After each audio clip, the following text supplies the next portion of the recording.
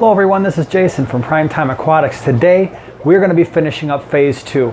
We've got 9 10-gallon tanks to add. We've got to complete the plumbing to get the wastewater system in on the other side of the fish room, and once that's done, phase 2 will be done, so stay tuned.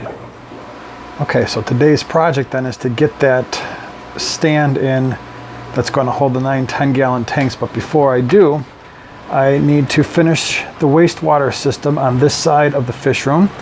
So we've got the wastewater system here. I've got to drill a hole in the wall to get that on the other side. And then let me show you what it's going to look like as we come through the other side here real quick. So then it's going to come through here. You have to forgive the noise I'm back where the air conditioner is, but it's going to come through this part of the wall. And then it's going to go, and I'm going to tee it off right here. So this larger of the two pipes is the wastewater system from the other side. That's, instead of being an elbow there, that's going to be a T, and then both sides will feed into that floor drain.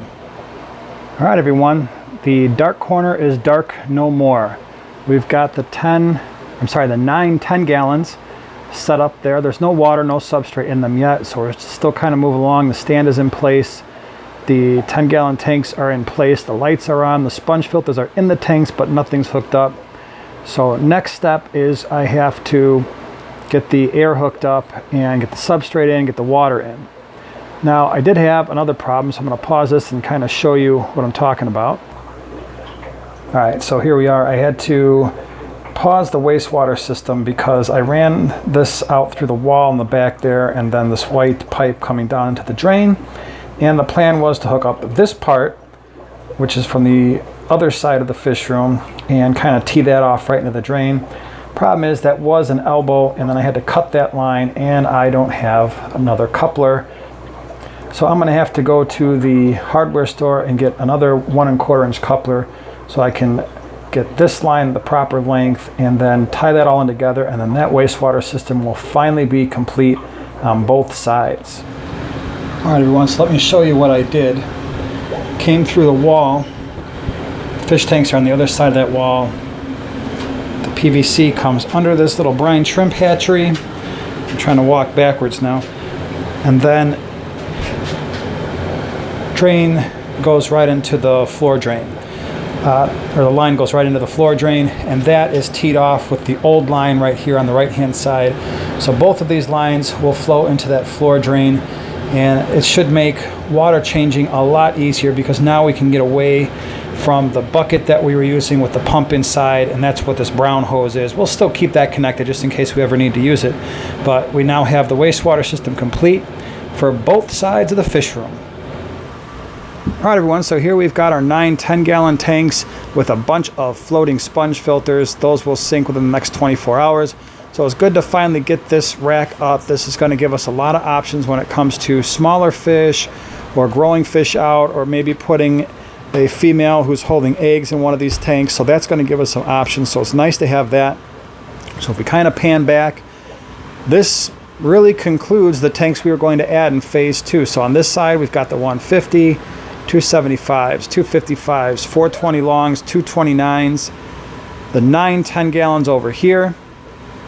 And then, of course, we still have all of this on the other side of the fish room.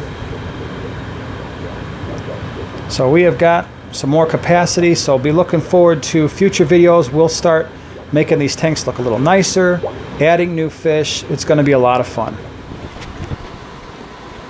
Well, everyone, this is always a good sign. We've got our wastewater system on this side of the fish room finally up and running. This is fantastic. No more bucket. See, no bucket. We've got a hose in the 150.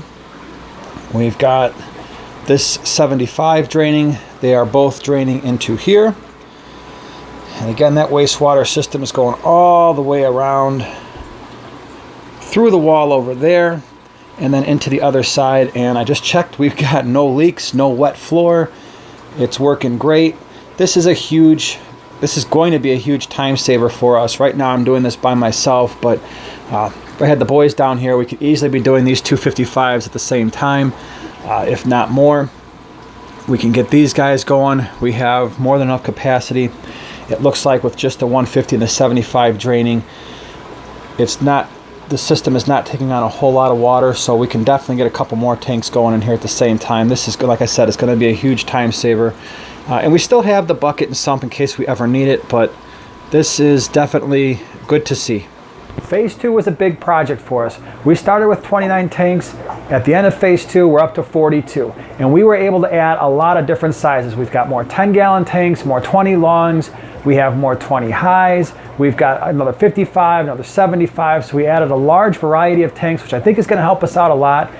Again, as we move forward, we're going to be looking at making the tanks look a lot nicer in the fish room. We may be doing some fish room tours pretty soon, some more product reviews, some more fish species profiles, and just various other things that come up as we're adjusting our fish room and making it really the way we want it to be.